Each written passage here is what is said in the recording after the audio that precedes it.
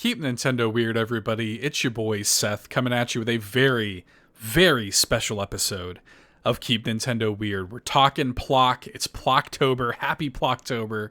And I couldn't be more thrilled to be making this episode.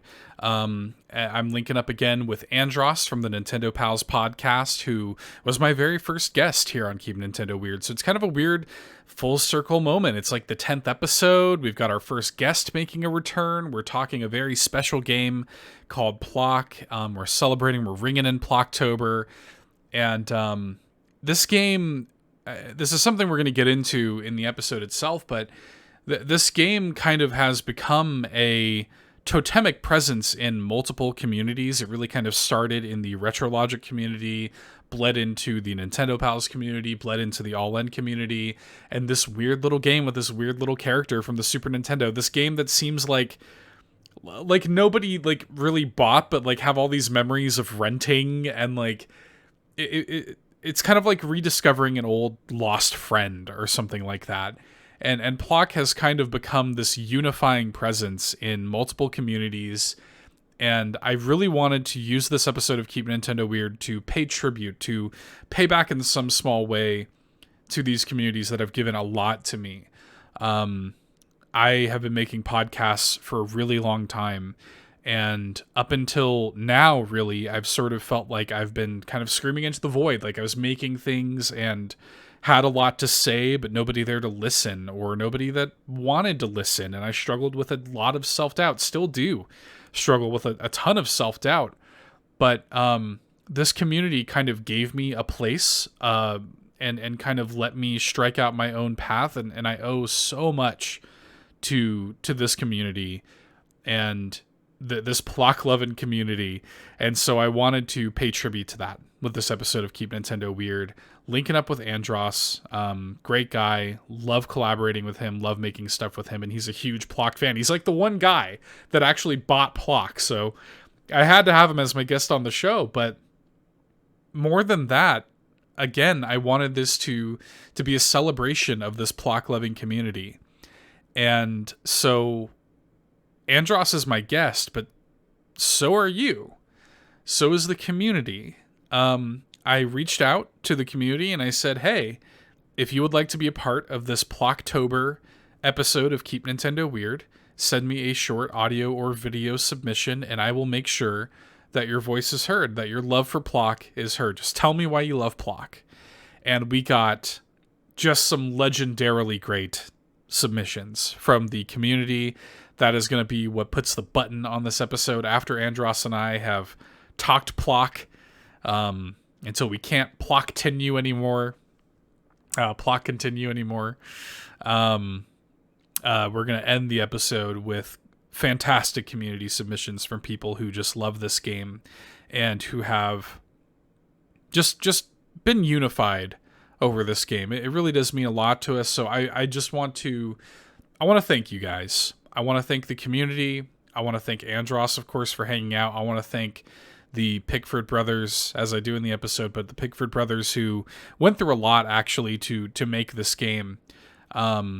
It's been a really special thing for us, both ironically and unironically. The memes and stuff, of course, have been legendary, but it has actually been something special and important to people who are special and important to me. So there it is. I'm just going to stop rambling now. We're going to welcome Andross to the show. We're going to end the show with some awesome community submissions. We're going to talk some PLOK, and we're going to keep Nintendo weird.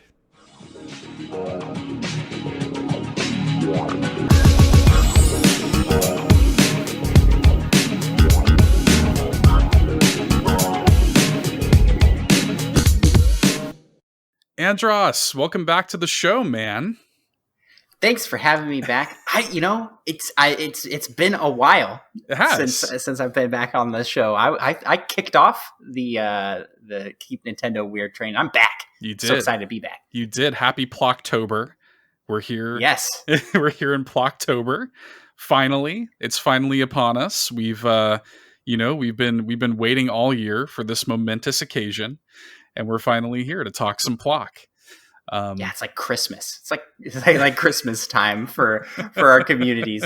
Like, can't wait till PLOKtober's here. Yes. When PLOK will come down the chimney and give me some presents. Yeah. You know what? There are presents in PLOK, so that's actually appropriate. Good call there. That is true.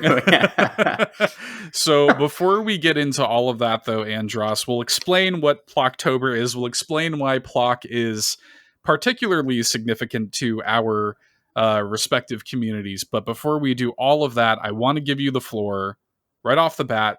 Tell me about Nintendo Pals. Tell the heathens out there that don't know about Nintendo Pals why they should be listening to Nintendo Pals. All right, you heathens.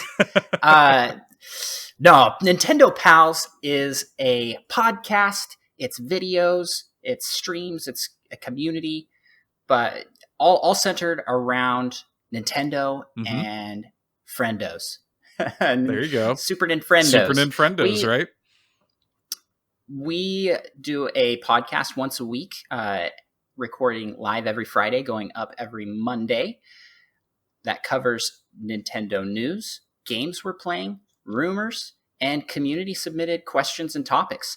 We have an absolute blast with it. I record with my fellow Nintendo pal, Micah, who we have been friends for well over a decade at this point, and, you know, roommates in college and good buddies in high school, and have been Nintendo friends that whole time. You know, we originally bonded over Nintendo games. So 2 longtime friends, 1 awesome Nintendo show. Like that's our tagline. That's the elevator pitch. Yep. Yeah. It's great. It's a great show, man. You guys do really good stuff over there, and I think the chemistry that you guys have is really good. You're sort of like the energetic one, and Micah's very much the, his let me put it to you this way. Micah's catchphrase is "yep." Like, yep, pretty good. So pretty good. Yeah. Yeah. He's just like the total like foil to your energy. He's like totally laid back and hilarious. So it's great. One of the funniest guys I know, for sure. Oh, he's his one-liners can do more than my 20 lines of energy. So it's a good mix. Yeah, I love it. Love doing that show. It's really good, and you guys do some really like unique, innovative stuff in terms of streaming. Because like you talked about how you guys stream, but I mean, like, you have done lawn mowing streams.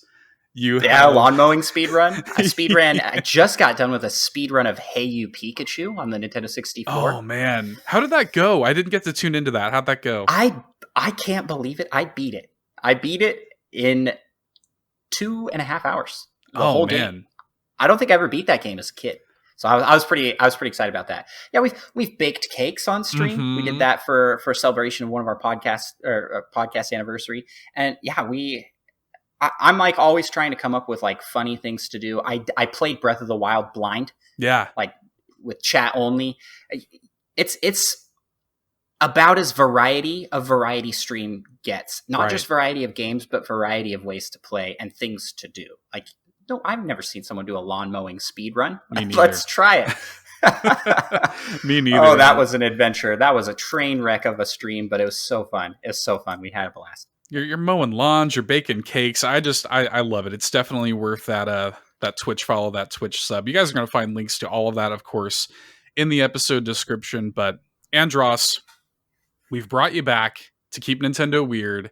After a little bit of an absence, the debut episode guest is back to talk PLOK, and limbs are gonna fly, man. Yeah. So let's set the stage a little bit, because this is a very special episode of Keep Nintendo Weird. As we alluded to, it's PLOKtober, and this game has become weirdly significant in our kind of like little independent Nintendo podcasting community. And it really all kind of started with the RetroLogic community. And PLOK sort of became a like legendary like meme figure over there, and sort of took shape as this thing in a lot of people's minds. Is like, I know PLOK. Like I have some sort of memory of PLOK, and that turned into its own thing with PLOK Talk, the occasional PLOK podcast that happens over there. And it sort of took a life of its own, PLOK over there.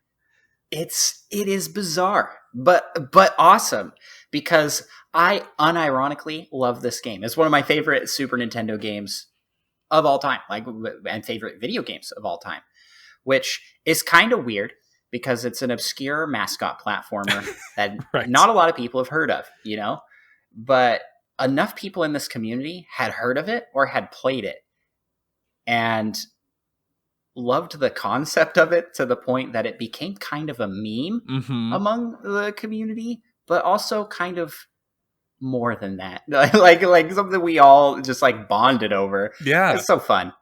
Yeah, like somehow I think for a lot of people, we'll get into kind of our first exposure to PLOK, but I think for a lot of people, myself included, was I totally rented that game. You know what I mean? Like that, it's kind of like that. It occupies that space, like the total rental game. I think you, though, to get into how you were first exposed to PLOK, I think you actually owned it as a kid, right?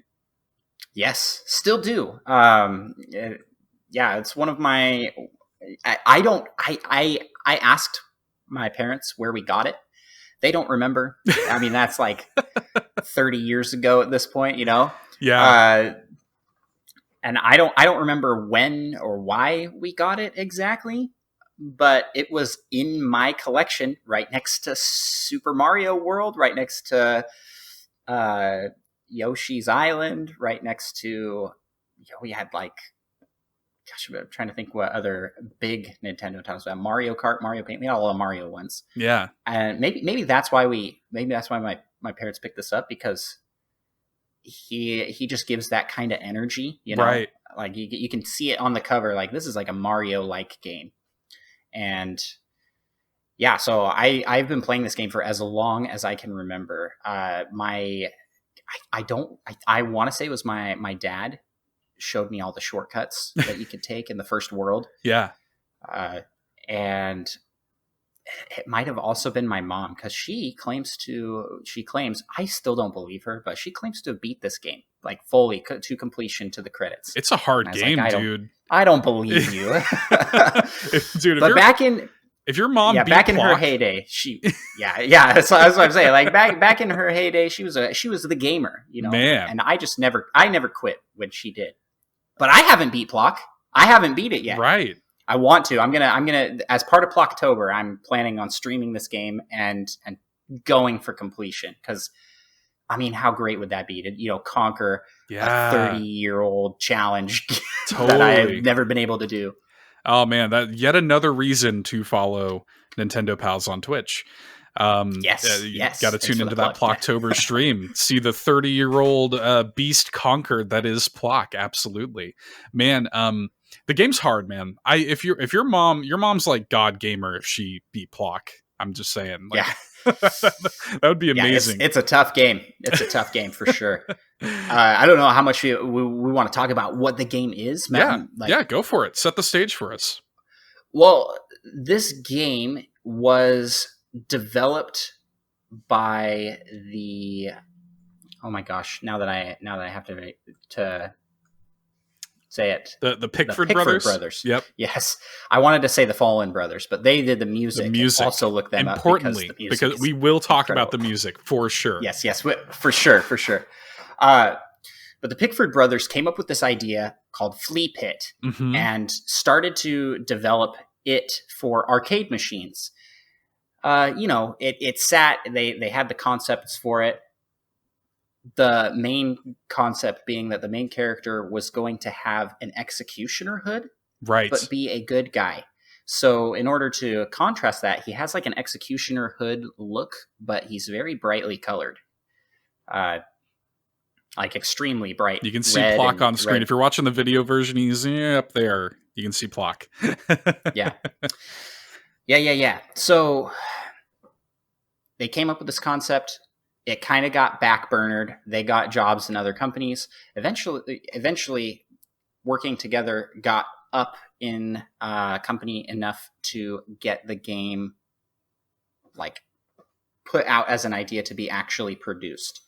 And uniquely, they did it in a way that they would get to keep the IP rights themselves. Right. But I believe they had to fund it themselves as well.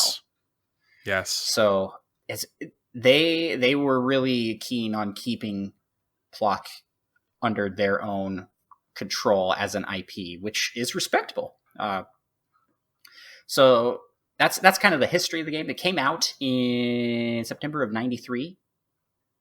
It has a very interesting development history. It was fun to read about and learn about over the course of this last little while. Yeah, because I've come and talked PLOK and PLOK Talk and talked about it on my own show. Right. And I wanted to know more about the history. They, put their heart and soul into this game. They did. And, it might be considered like an indie title, even though it was out before that was a term, because the team was them. They had a single programmer, an artist, and the composers. So like a team of 5-6 people working on the game. And they went back and forth on difficulty. They went back and forth on they even had plans to put it on multiple different platforms before settling on the Super Nintendo. And yeah, so that's like a short synopsis of the development history. The game itself is a platforming title where you play as PLOK, who has detached hands and feet. He did it before Rayman. Yes, he did. He did it before Rayman. So Rayman's a knockoff. A PLOK off. Shots fired at Rayman. Yeah.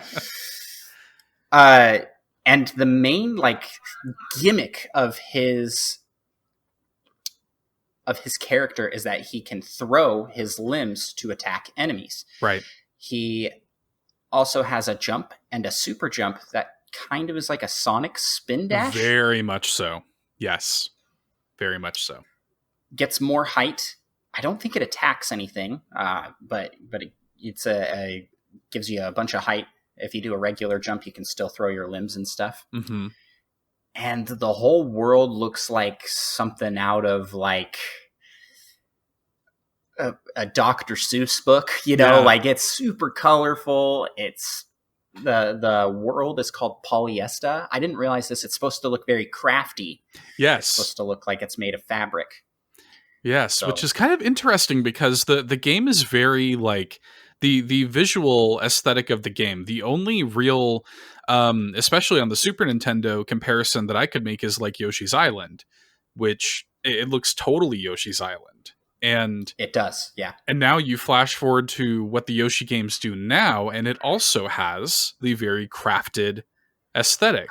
So in a weird way, PLOK has got like these kind of weird corollaries to the Yoshi series, and you could almost say that the Yoshi series in its current iteration maybe took some inspiration from PLOK. Maybe, Yeah, it does. I was looking through the history of the game, and there's a line out there by Shigeru Miyamoto that called PLOK. I think I've just got to find it and read it because it was it's so crazy to think. It's an insane quote. Yes, it's insane to think that it was actually something he actually said. Yeah, I've got it up here. Okay, hold on. Shigeru Miyamoto expressed strong interest in working on the game. Okay, when PLOK was only half finished, he wrote a letter claiming it was the third best platform game below Sonic and Mario, and that he would make it the second greatest in the genre above Sonic, but below Mario. He's like, obviously it can't be Mario. Like, all right, well, let's not get crazy, but you could probably beat Sonic, all right? What's interesting about Nintendo's relationship with PLOK is that this game was published by Nintendo, if I'm not mistaken, in Europe. And they had kind of an interesting relationship with the game because, as you've said, Shigeru Miyamoto himself is kind of interested in it and kind of saw the quality and the potential of PLOK, and they wind up dropping it at least as a publisher in the other regions for kind of unknown reasons. We think that maybe it had something to do with the fact that, again, it does look so similar to Yoshi's Island, which was coming out, and they didn't want to confuse the marketplace with Nintendo published games. That may well be what it was. That's sort of the educated guess. But the game, that's what the Pickford brothers themselves mm-hmm. say. Like that was their thinking. Like it must have been, this is why. Yeah, but I really think that to kind of like touch on something you said a little while ago, the sort of bootstraps nature of PLOK's development is something that I really like the fact that they, you know, did all this work to retain the IP. It was this scrappy little company. It started as something that they were working like under Rare at the time, making this game Flea Pit, wind up having to scrap it. And of course, a lot of the characters and ideas from Flea Pit make it into PLOK. And it even like to this day kind of remains like an independent sort of bootstraps punk rock thing, because the Pickford brothers still make like PLOK web comics and stuff like that. It's kind of unique in that way. There's not many games that have been around for as long as PLOK has been around that can say that. It's really interesting. Right. But part of me is a little sad because of that, I feel like is why it didn't stick around in any sort of fashion. Right. But also there's some like integrity to the IP that is kept. Right. Where some games just become these completely unrecognizable from the original creation and creators. That's true. Yeah. So, like, at least it didn't suffer that fate. Yeah, at least we didn't get like a classic. We didn't get like a bad, you know, PLOK 64 or something like that. Like we didn't get a terrible, you know, 3D-ified version or something. So there is that at least. Yeah, it's interesting to go back to the actual gameplay of it, because yes, it is a platformer, but it's almost a shooter. Like it almost kind of feels like a shooter Contra? A little bit. Yeah, totally. Yeah, like a platform shooter. Yeah. Mm-hmm. Yeah, like a Mega Man or something like that, because as you said, PLOK has these detached limbs that he's sending flying and stuff. And interestingly, a huge part of the gameplay when PLOK throws his fists out or whatever, if they hit an enemy, they come straight back. But if you miss the enemy, it kind of slowly boomerangs back, and you're left defenseless for a little while. And in fact, there's even some light puzzle solving that involves using your limbs. And it's actually kind of interesting to think of it in the context of like a shooter, like a difficult white knuckle platformer shooter like we had on the NES and SNES. It's true. Yeah. I've never made that connection, but that like totally makes sense. And even some of the power-ups, they straight up become a shooter. Yeah. Like you get like a rocket hat that shoots rockets in different directions, or a boxer that shoots boxing gloves straight out. Yeah, the boomerang arm is such a weird but fun mechanic that I feel like nobody's really hit that quite the same since. Yeah, it's pretty cool. Yeah, we don't see a lot of people. I mean, that's the reason, the big reason I wanted to cover it on this show is that it is a weird mechanic. It is something that we don't really see a lot of people tap into. It's an interesting idea, and it's got like a unique kind of vibe to it, a very British vibe to it. Like the humor is super British. The underpants and the diddled of it all, very British. Diddled again. Yeah, that's the greatest.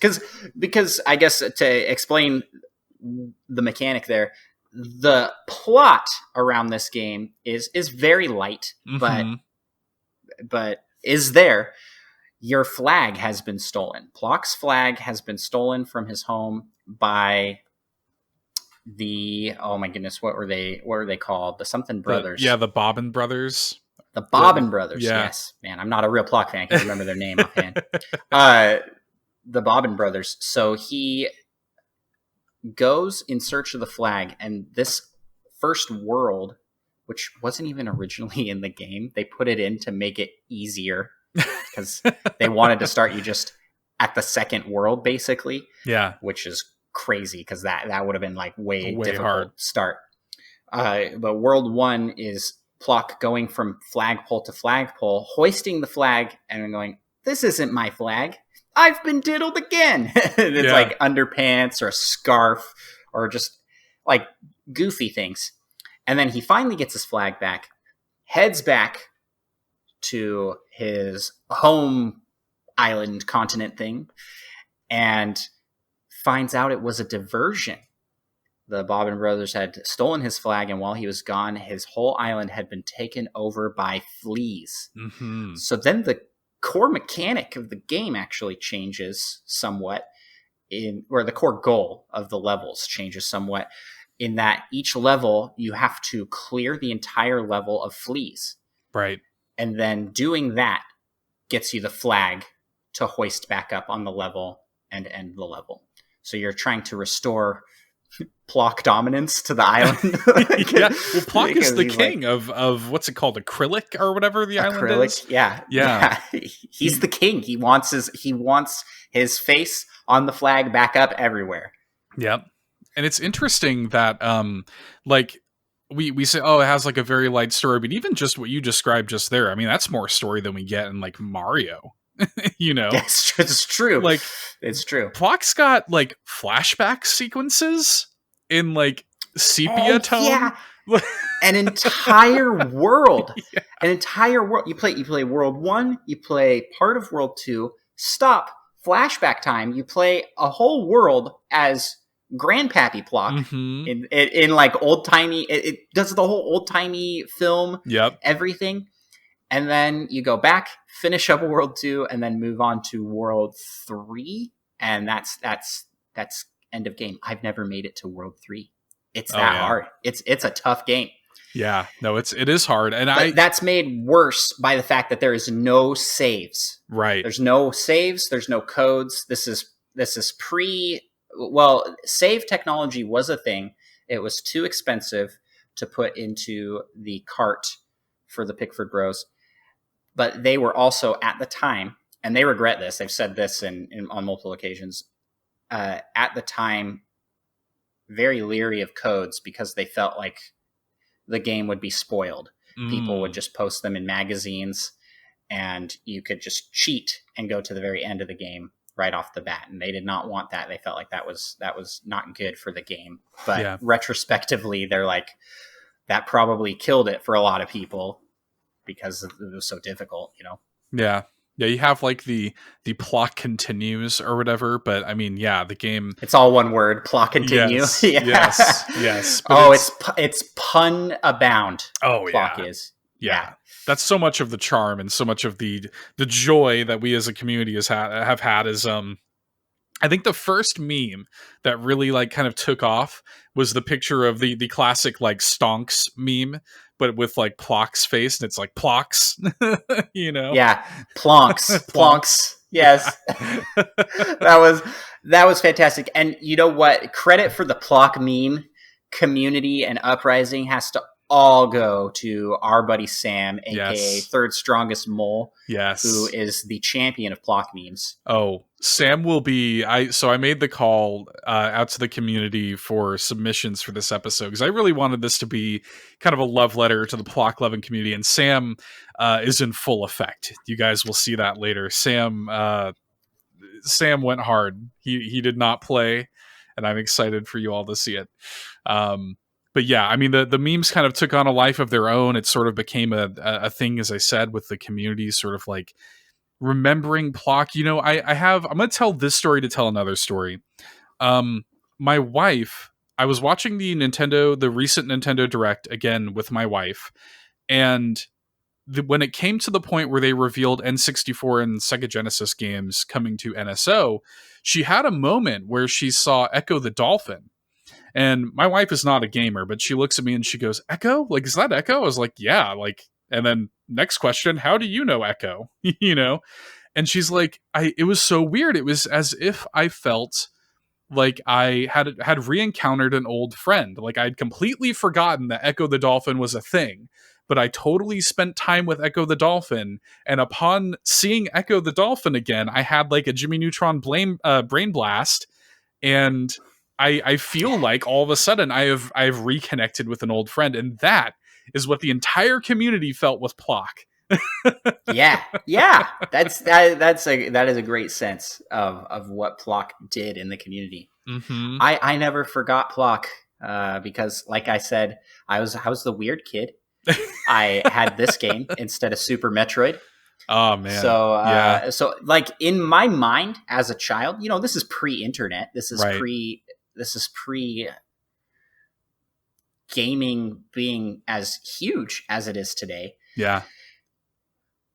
PLOK was at an equal level as a game as Super Mario World. Like it was, because it's what I had, Right. It's what we had. It was there. It was on the Nintendo. So it's a Nintendo game. So for me, it was that kind of thing.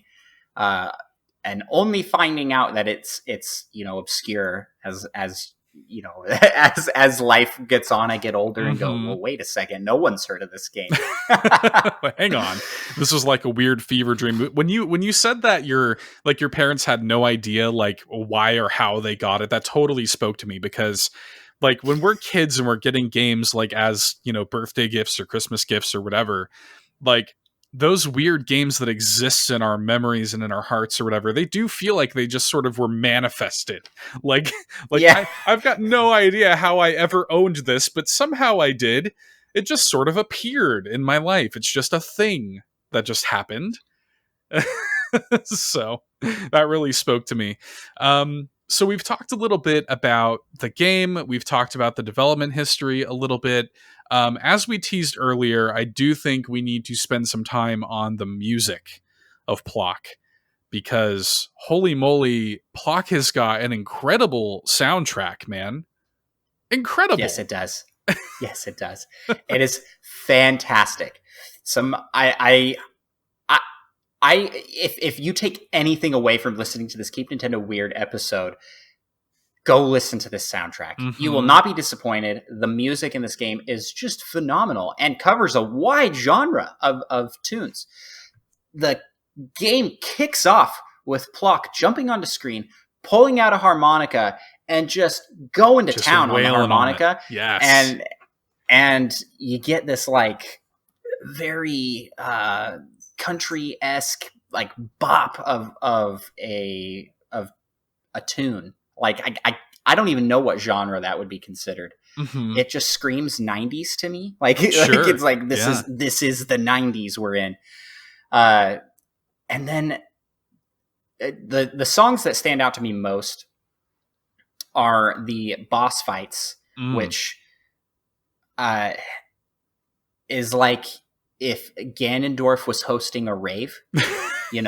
Like it is just jamming, like it goes hard, but it's like these like minor and very like I'm not a musician, so I'm gonna do a bad job describing how it is, but it sounds like a boss theme at a dance party. Like that's all I can say about it. Yeah. But my favorite track in the game by far is the beach theme, which I believe hits like the first level of World 2. And I'll just take the top YouTube comment on this video on YouTube is, when you accidentally invent synthwave for a failed platformer in the 90s. And I'm like, yeah, it's like 20 years before its time. Yeah. Kind of music. You listen to it and you're like, this was on a video game in the 90s? What on earth? Like what?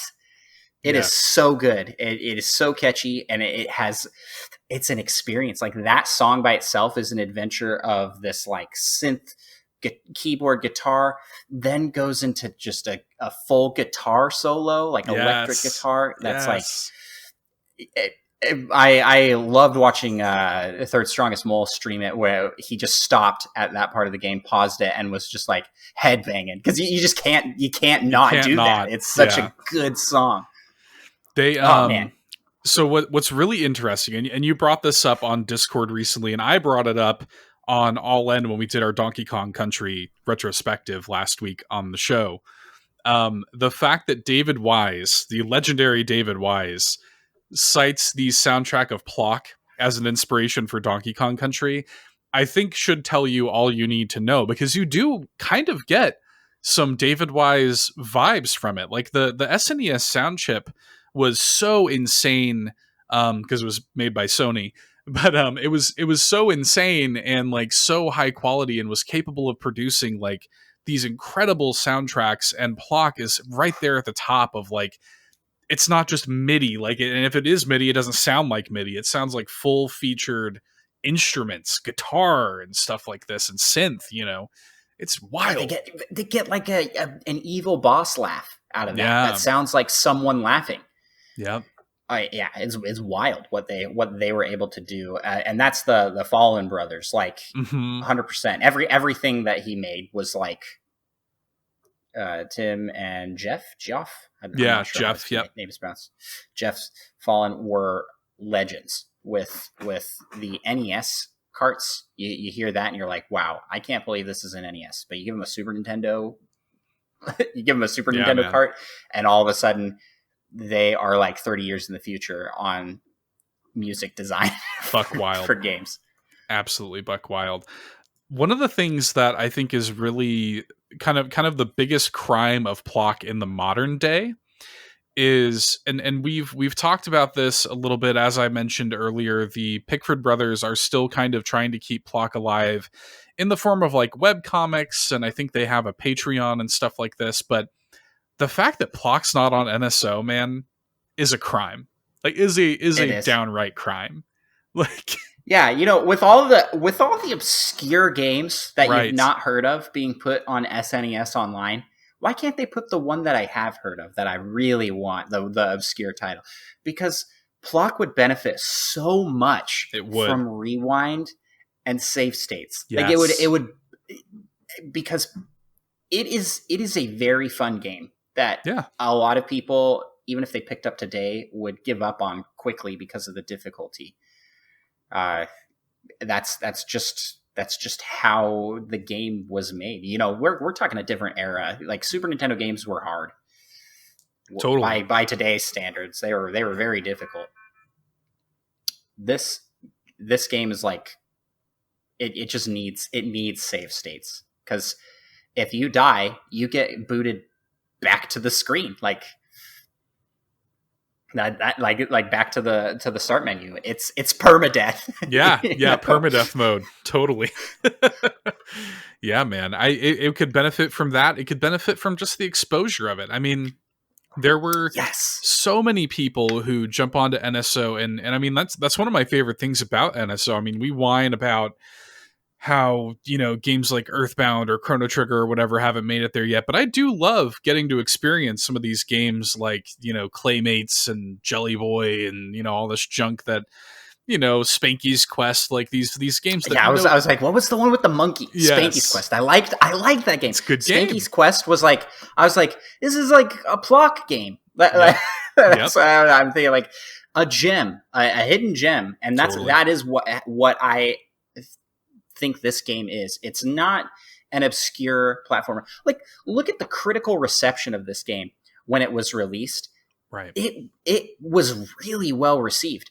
I mean, you look at the scores, it was given like 8 out of 10s, 90 out of 100s, like a lot of really, really high scores.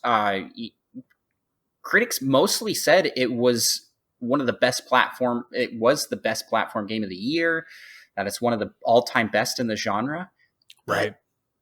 It was just badly timed, I guess. Like a number of factors led to it not being like, well, you'd be like, well, if critics loved it so much, how come I've never heard of it? You know? Right. I don't know. When it was critically well received, yet somehow didn't sell very well at all. Yeah, there's a different time period. It was a different time period. And I think there are so many different things that have to go right for a game to become a categorical success like that. Like it, you know, so many things have to go. You have to have the right character, which I think PLOK is. I think that, you know, maybe the name isn't like super conducive to critical success, like to like mass appeal or whatever. But I mean, like the fact that it was a very hard game, maybe didn't catch on with the like casual gamer such as it is. But I mean, as you said, a lot of games back then were hard, you know, so it's not really that either. And they marketed the heck out of this game. You know, they did a lot to market this game. It's showing up in Nintendo Power. PLOK was cameoing in like other games, and they were doing like I think they did like a comic strip where PLOK was in Mario Kart or something like that. So it wasn't because of marketing either. I guess it probably was just timing, or maybe it could have used more official backing from Nintendo or whatever it is, but it didn't quite stick. Yeah, my theories on it are, one, and this lines up with what the Pickford brothers themselves have said. Mm-hmm. It came out at a time where mascot platformers were oversaturated on the Super Nintendo. There were a lot of them, and this was just another, just another one in the mass amounts of platformers available on the platform. So that makes it hard. And two, having Nintendo not back out of the publishing, like, that would have been a big deal. This game could have become like what Bayonetta is now. What PLOK is the new Bayonetta. PLOK is the new Bayonetta. Take it to the bank. Like the like a second party pillar. The way Miyamoto was talking about it, I imagine this world, this alternate reality where that had gone through, and we have Smash Bros. And PLOK is on the cover of Smash Bros. Next to Mario. He's one of the pillars. He's there fully as like a Nintendo first party that isn't first party, like Pokemon. You know what I'm saying? Like, or at least a spirit. Something. Yeah, totally. It's very. I think it's very much that it came out just during a time of oversaturation, and if I recall correctly, fairly close to the end of the life cycle of the SNES that it came out? 93 would have been, I think N64 was 96, so I mean we had a few more years, but it was later anyway. Yeah. If it had come out when they originally had thought of the idea, it would have been more unique. That's true. Yeah. Yeah, it would have hit a different market for sure. Yeah. Yeah. They originally thought of the idea well before the Super Nintendo and well before mascot platformers became like this just mass market where everybody's trying to cash in on the Mario. Yeah, all of a sudden you got Bubsy popping up and, stuff like that. So, I mean, yeah, you're right. It started to become an oversaturated market very, very quickly. So maybe it was just a situation of wrong place, wrong time for PLOK. If PLOK came out at a different time, maybe it would have a legendary run, and we've gotten all these sequels and see PLOK on the cover of Smash. And when I'm glad you brought up Smash, because I unironically think that PLOK would be an excellent fighter in Super Smash Brothers. Like, hey, wait, we're recording this the day before. Yes, but I'm sure this will go live. I'm sure this will go live after it will. Smash Bros. Final presentation. But I still have hope. You're listening to a hopeful me right now. No, I've written off PLOK a long time ago as a Smash character, but he would be a really cool character. He fits so well with the Nintendo everything. Like, that's what I was talking about earlier, where I just felt like it was on par with Mario World. Yeah, because the character, the charm that the game has, it feels like a Nintendo game. It feels like a game Miyamoto directed. Right. And he felt that way too. And, a lot of people, like everybody that's played PLOK has good memories of it. Like nobody goes like, oh man, that was a stinker of a game. It's not a bad game. It just wasn't popular. Yeah, it's not one of those. It is the very definition. I cannot think of too many better examples of a hidden gem, like an actual hidden gem that is unironically good. We all like to love it ironically, but it's also worth loving unironically, And hey, I mean, never say never. We are, in fact, recording this the day before the final Smash Fighter announcement. So, dude, if it happened to be PLOK, the community, I'd lose it, man. I'd be screaming. Explode. I would just be screaming. I would be like, cancel everything. I'm stopping everything right here. I'm playing Smash Bros for the rest of the day. I'm going to be at work when that happens. I think I would have to leave work. I think I would be forced to leave work if it I'm sorry. I've got to quit my job right now. I can't be here. I've got to take off for the day, guys. I am, I'm feeling the vapors. I'm feeling the palpitations. I got to go home and just relax for a second. No, there's basically a 0% chance that it's going to be PLOK, but if it were, oh my goodness. And again, I can just imagine like his moveset writes itself, you know, and he would actually be a unique fighter, like leaving yourself open to attack if you miss the punch, like the throwing out of your limbs and it coming slowly back, and all of a sudden you're vulnerable. Like you could tap into things with his final smash. You could have him jump in the UFO or whatever, you know, and I mean, it writes itself. Like, it would be awesome, and you would get that music. Yeah. Yeah, I just want the music. I'll just take the music. Put that in. That would be cool. Now I'm gonna be upset when it doesn't happen. I'm gonna be upset. A me fighter costume would actually be very, very fitting for. I'll take it. That I'll take anything. I'd take that. I'll take a spirit. Yeah. Just an acknowledgement from Nintendo about PLOK. Andross. I would if I met Miyamoto, I would ask about PLOK. I'd be like, do you remember this game, Miyamoto? Yes. I want to know what you thought of this game, and do you still love it? Yeah, that's what I would want to know. That is a great question. There was a interview several years ago. I can't remember if it was done by Dan Reichert or Patrick Klepek that was done with Miyamoto. And basically the idea behind it was they just asked Miyamoto like stupid questions. Not like the questions that we want to know the answer to, but that no other, like if you got into a room with Miyamoto for 10 minutes, you would never ask questions like these. That's how we know things. Like they asked him something like, what's Mario's last name? And that's why it's like Mario, you know, junk like that. How do you view the lore of the Mario series? And that's when he went into, it's like a theater troupe, and that's, you know, and all this. That's the kind of stuff I want to know. I just want to like get him into a room and talk to Miyamoto. We'll get him in. That sounds like I'm like kidnapping him or holding him hostage. But that's the kind of thing I would want to talk to Miyamoto about. Miyamoto, tell me about PLOK. Review PLOK for me, Miyamoto. That's what I'd want. Yes. Yes. Andross, before we wrap up, do you want to shout out anything else about PLOK? Here on PLOKtober, the very special PLOK episode. Anything else you want to highlight about this special game?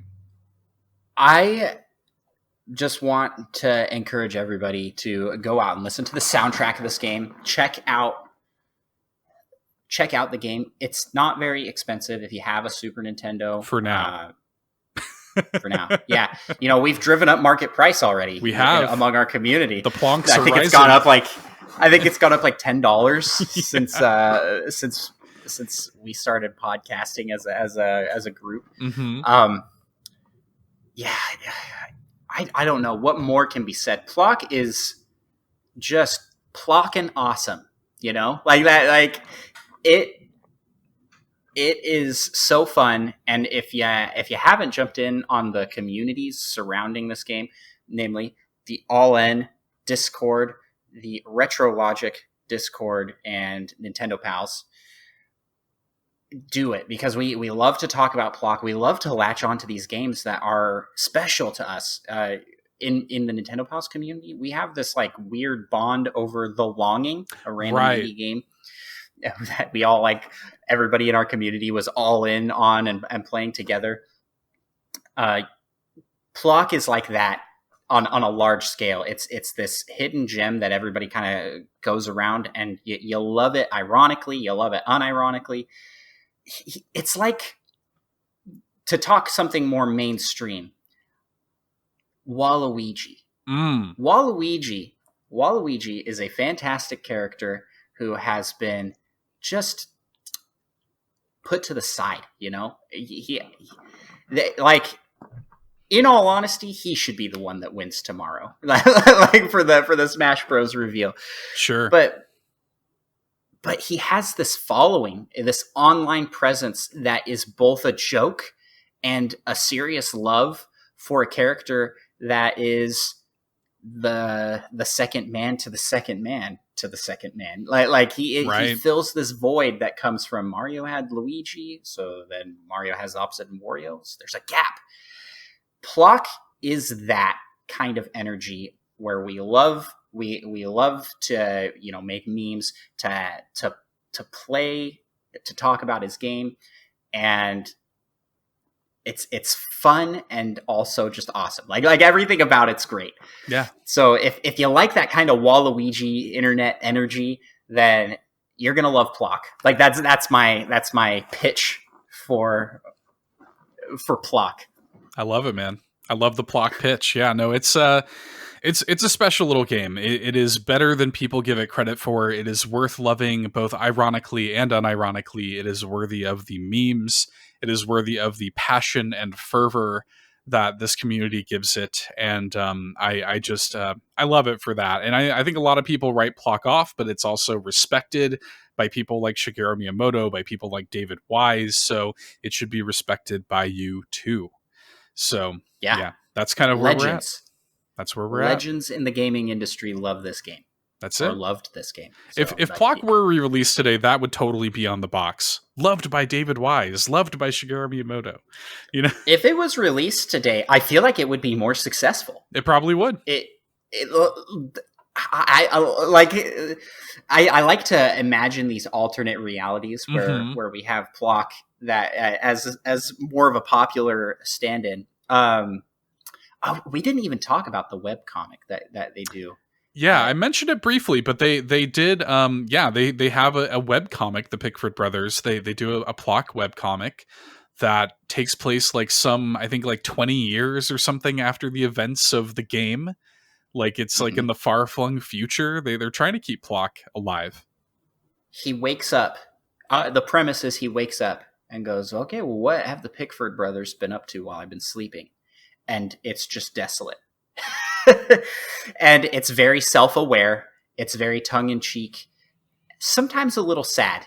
I actually don't enjoy the webcomic that much because it's a little sad. Oh, man. I'm like, I don't like how it's kind of self-deprecating in a way, and that he's a nobody of a character. Kind of a Howard the Duck kind of vibe to him. Yeah. Yes. Yeah. Yes. That's very much what I would say, like comparable to something like that. So they do have him around. They do want the IP to be successful. There's some we did this on the Nintendo Pals podcast. Someone asked. Well, actually, I don't know if anybody asked this. We somehow came to this question. You posited. Who would voice PLOK in a PLOK movie? Chris Pratt for sure. Chris Pratt. I was like, we can't say Chris Pratt. Obvious. And we landed on either Sylvester Stallone or Arnold Schwarzenegger. Okay. All right. I can see I that. just feel like that energy would be hilarious, and it just fits. I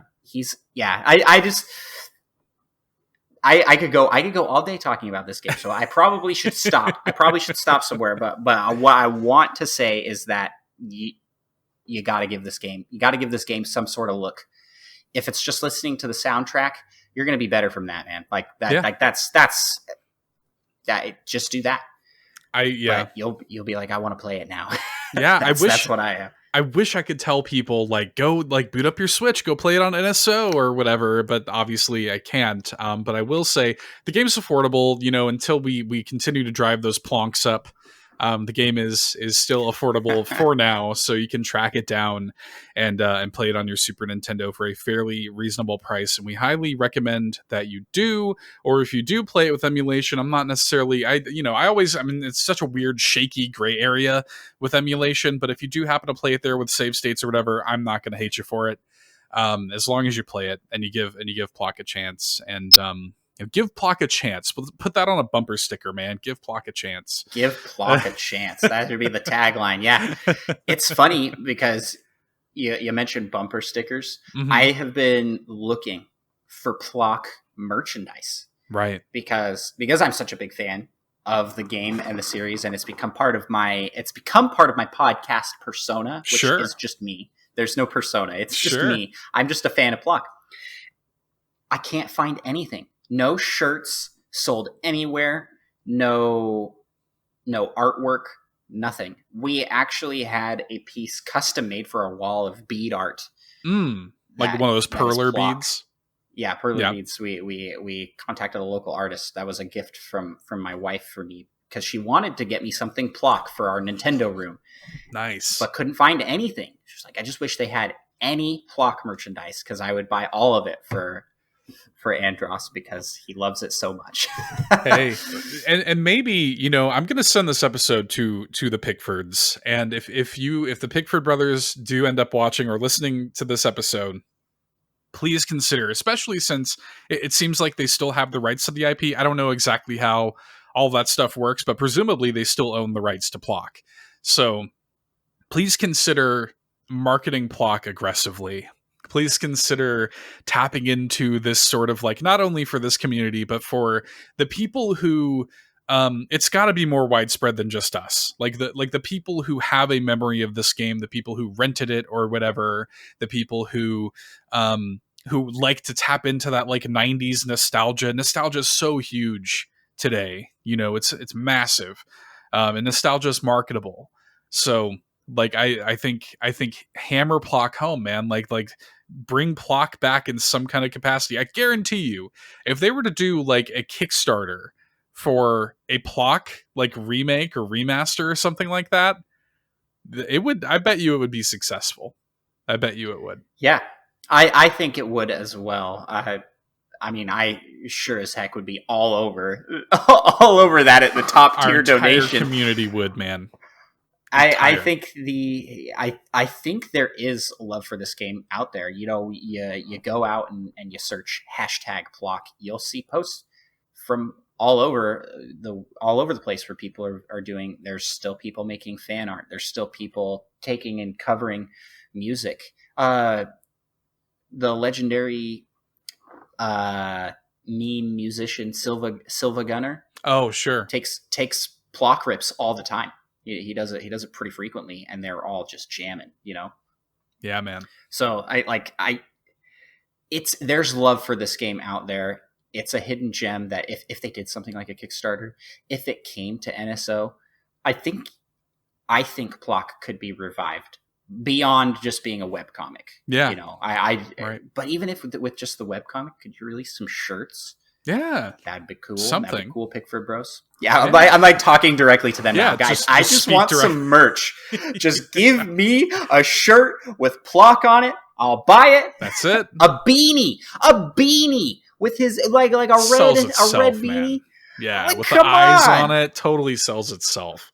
I mean, Come on, guys. Anyway, let's not ramble on and scold the Pickford brothers too much for not marketing PLOK more. But hey, we just love this game, and I guess I'll kind of wrap up by saying thank you to them for their hard work and the, again, like, bootstraps nature of this game's development. The things they had to do to make PLOK a reality, I think are really incredible, and obviously, it made a difference to a lot of people. Made a difference to our community at the very least. We love PLOK. So yeah, I want to add to that as well. A huge thanks to the Pickford brothers, to John Buckley, to Lyndon Brook, Tim and Jeff Fallon, the whole team behind this game, for giving me something that I hold such nostalgia for. That is just such a fantastic piece of my childhood. I really appreciate that. Like, I don't think that gets said enough for game developers. Like, right. These guys and everybody on the team did just fantastic work on this. I was shocked to see how few people worked on this game for how much there is to it. Incredible. It's incredible. Man, Andross, thanks so much for hanging out with me and just talking some PLOK, man. It's been a blast talking with you. Always. Thank you for having me back on. You were like, I want to do a PLOK Keep Nintendo Weird, and I got tagged all over the place for that. Yes. I was like, oh heck yeah, sign me up right now. As you can tell, I'm a fan. yes, you kind of like some PLOK. You're a PLOK jock, as they say. I'm a PLOK jock. Andross, as we wrap up here, give us a plug for Nintendo Pals. How can folks find you and follow you? I know you're on a lot of places. Just take some time and tell us about all of it. Alrighty. Ooh, take some time. I'm going to try and go fast. Do it. Take your time, dude.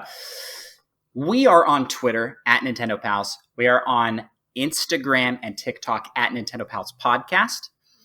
If you just search Nintendo Pals, we should be some of the top search result. Nintendo Pals Podcast can be found on any podcast listening platform. If you can't find it there, let me know. I'll put it there. Right. That's our goal. We're slowly taking over the world. That's my plan. Diabolical. Yeah. So we're also on YouTube. We are on Twitch. Twitch has kind of a weirder one that's Nintendo_Pals. So, but definitely come check out our Twitch streams because we have a blast over there, making stuff live. You know, that's where you're seeing the lawn mowing streams. That's where you're seeing cakes, crazy speed runs and challenge runs. I do everything. Like I would love if I could, I would do that a whole bunch more. Right. So the more support we can get, the better. So definitely.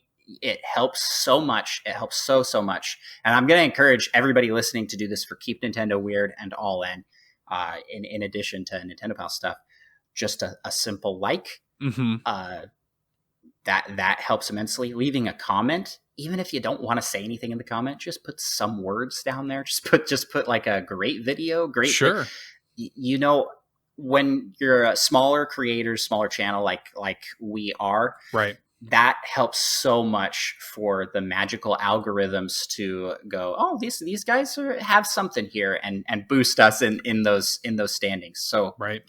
Yeah, I mean, like, I would love to show you all my stuff right now. Like I love what I do. You see that same kind of passion here with All In. So I shout out you guys all the time on our show because All In is frankly also a hidden gem. There's quite a few people listening to it nowadays, but like maybe that's why we love PLOK so much. He's a kindred spirit. We can relate. Yeah, definitely. We can relate. But definitely check out All In. I'm plugging you guys as well. I hope you don't mind. All In is one of my favorite podcasts that I listen to every week.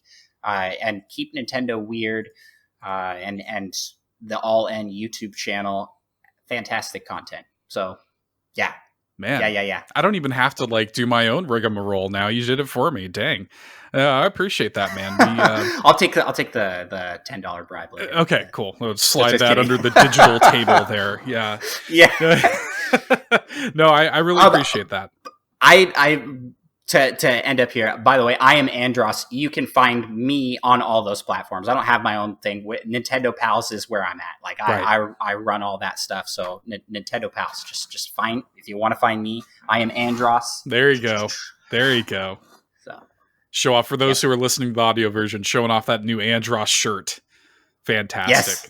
Just came in today. I got an actual Andross shirt. Represent. He's like kind of peeking in the corner there. Love it. Well, yeah, we have enjoyed getting to know you guys and, you know, be involved with your communities and you guys being involved with us and being like, you know, podcast sister shows almost. And, you know, it's been great. And like I said, I mean, you were there day one, Keep Nintendo Weird, and I'll always be appreciative of that. So definitely show your support your local independent podcasters, I guess. Support and like you said, man, I mean, that's something that we could sit here and talk for another hour about how important it is for upstart creators to there's so many benefits to just telling somebody that you enjoy what they're doing, leaving a comment, leaving a like, and leaving a 5-star review. I mean, that sounds like shilly kind of stuff, but it really is important for many reasons. So I appreciate you saying that. Easy. All you have to do is click the thumbs up. Just do it. You're here right now. Just do it. Man, I did not realize how hard it would be to get people to take the action to tap their screen. I just didn't realize that. But when you do it, you're a hero in my book, listener. Talking to you. Talking to you, Pickford Bros. No, just kidding. There you go. Talking to you, bros. Listeners. Thank you, everybody who's checked out this episode. If, like a fan of PLOK, you know. You're not alone. You're that's not alone. Absolutely not. So anyway, you guys will find links to everything Nintendo Pals in the episode description. Support them. Follow us on Twitter at AllInPodcast, at KNW Podcast. You can follow me personally on Twitter at $2 Hero. You'll find all that in the episode description as well. I'm not going to ramble too much more about that. I'm just going to say thanks again, Andross. Thank you for helping me keep Nintendo weird. And I'm going to kick it over to some community submissions. Bye, guys. Live long and Plokspur. I love it.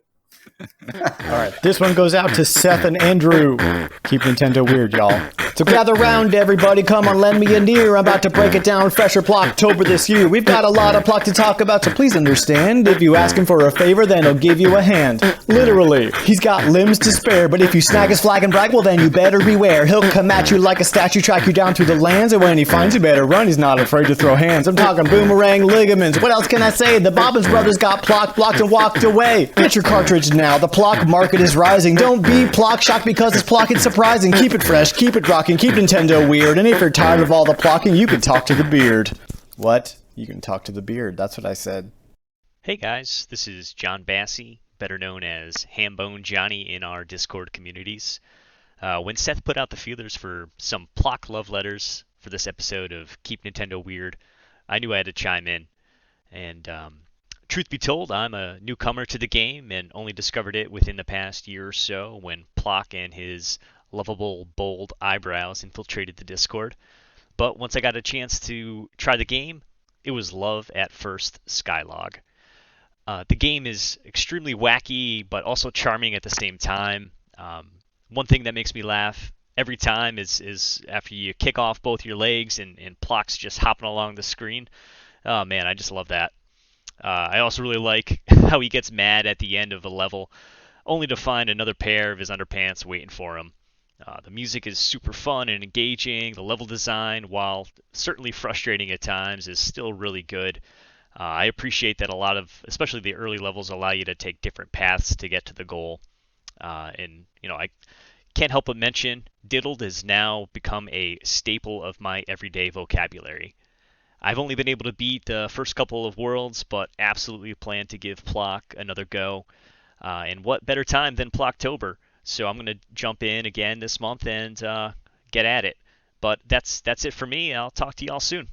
Hello, my name is Philip Folson, also known as Flightsy. I run a YouTube channel called Flightship and the Price's Retro Archive, which is a thing on the RetroLogic Discord server, which is where I'm from, which ties into PLOK. See, I haven't actually played PLOK, but I have experienced PLOK as the mascot of the RetroLogic Discord. And I think that's where my appreciation comes from. What it symbolizes as our mascot. It's a game that's often forgotten, and there are quite a few pretty serious design flaws from what I've heard, but we still value it for its creativity. And I think I really like that. Like, that we're giving these games that are often discarded a second chance and recognize what they did good, and basically giving it a legacy to be remembered by. And that legacy happened to spiral out into PLOKtober, which is pretty neat if you think about it. Also, we keep rising the price on this game, which is also pretty neat. So yeah, no direct experience with PLOK, but the effect PLOK has had around itself, I guess, in the RetroLogic Discord, I think is quite admirable.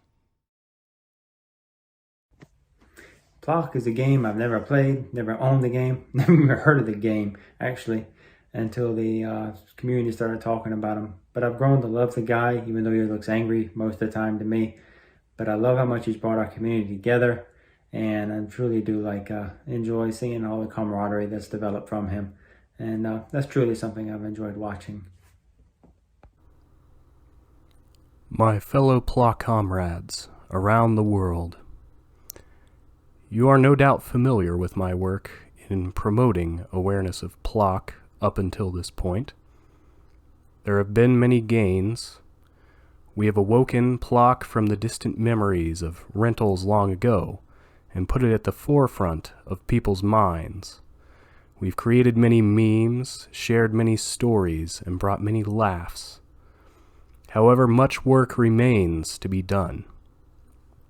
This PLOKtober, I pledge to continue the fight with implacable fervor. I will not rest until PLOK is re-released to the masses. Lend me a hand or a foot, and I will not leave it hanging.